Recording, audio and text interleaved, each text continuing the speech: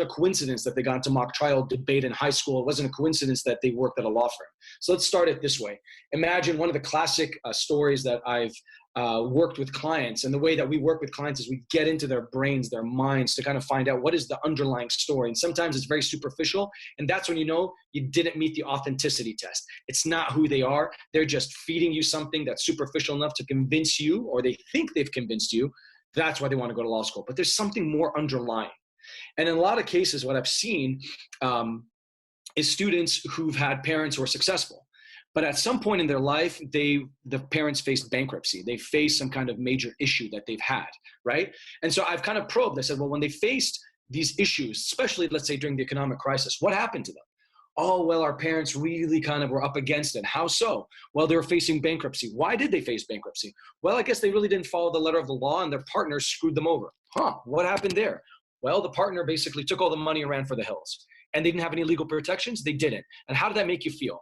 It really drove me nuts, and drove my parents nuts. Interesting. And you felt like this kind of moral, imperative to kind of go back and do something about it? Yes, I did. And so what do you want to do with the legal field now that you've seen this happen to people who are maybe in immigrant communities that didn't have those, privileges for kind of legal advice because they didn't trust somebody, or they couldn't afford it, or they didn't even know that the law really support, right?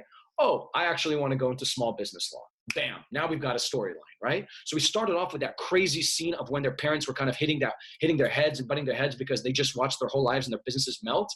And then we start building it into kind of how that affected them. And then we start building into the kind of classes they took, or the mock trial, or the debate, because they wanted to become advocates so they wouldn't see anybody else like them suffer in the same way.